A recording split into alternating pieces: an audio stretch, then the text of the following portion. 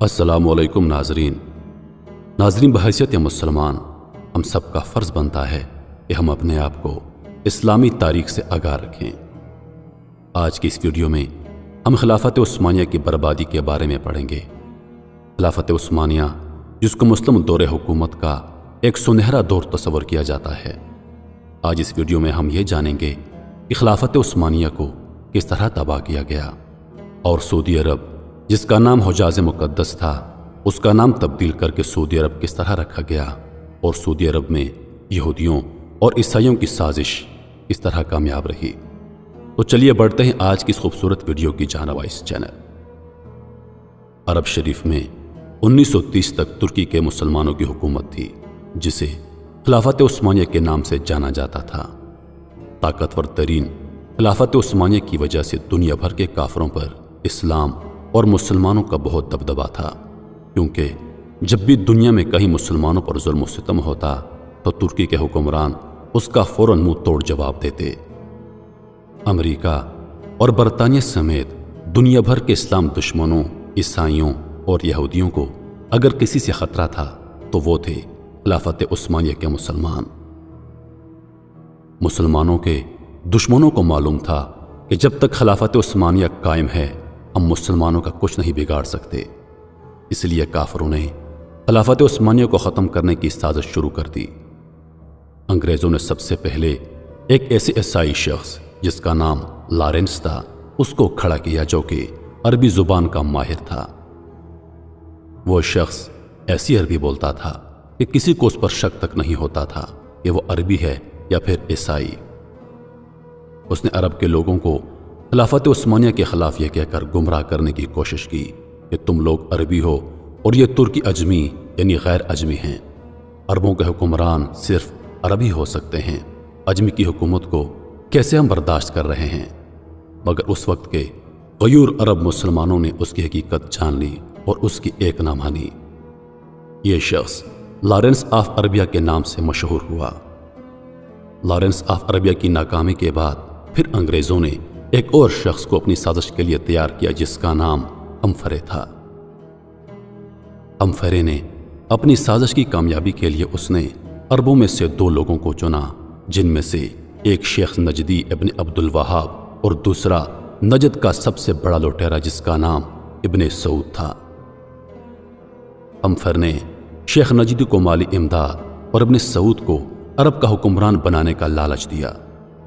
फिर क्या था, हमफरे के हुक्म पर अमल करते हुए इब्न सऊद ने अंग्रेज़ों से मिले हथियारों की मदद से अरब शरीफ में खिलाफत उस्मानिया के मुसलमानों के खिलाफ बगावत का आगाज़ किया।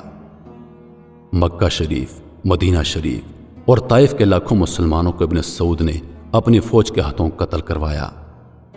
जब तुर्की ने देखा कि शेख नजदी और इब्न सऊद अंग्रेज़ों के आलाकार बनकर अरब से हमें निकालने और ख़ुद अरब पर हुकूमत करने के लिए मक्का शरीफ, मदीना शरीफ और ताइफ के बेकसूर मुसलमानों का कत्ल आम कर रहे हैं, तब हरमैन में कत्ल गारत रोकने के लिए तुर्की ने यह ऐलान कर दिया कि हम इस पाक सरजमीन पर कत्ल गारत पसंद नहीं कर सकते, लिहाजा हम हरमैन शरीफैन की हुक्मरानी छोड़ रहे हैं।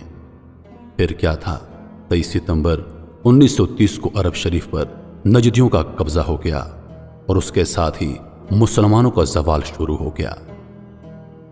नबी अलैहिस्सलाम के दौर से चला आ रहा अरब शरीफ का नाम हुजाज़ मुक़द्दस को इस्लामी तारीख़ में पहली बार बदला गया।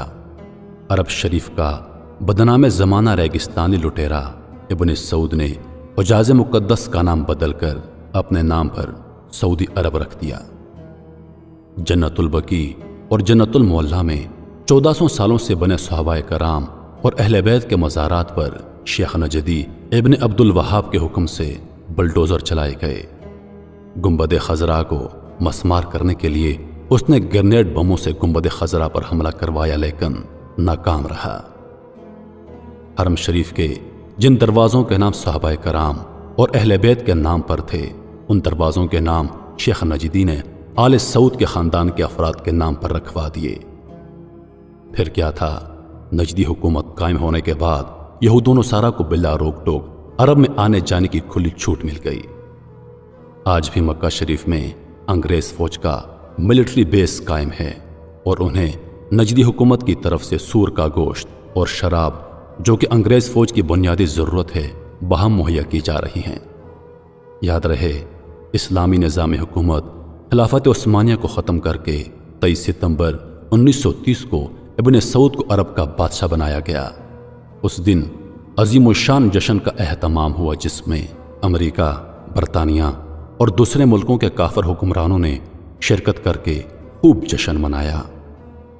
1930 تک جس عرب شریف کے نام سے سارے دنیا کے یہودی کامتے تھے، سعودی عرب بننے کے بعد وہ امریکہ کے اشارے پر ناچنے لگے۔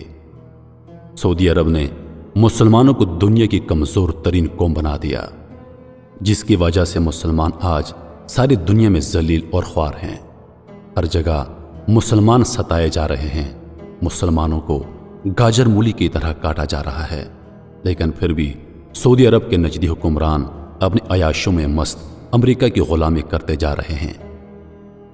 یہود و نصارہ کی اس ناپاک سازش کا ذکر کرتے ہوئے علامہ اقبال رحمۃ اللہ علیہ نے اپنے کلام میں لکھا ہے، وہ فاقہ کش جو موت سے ڈرتا نہیں ذرا، روح محمدی اس کے دل سے نکال دو۔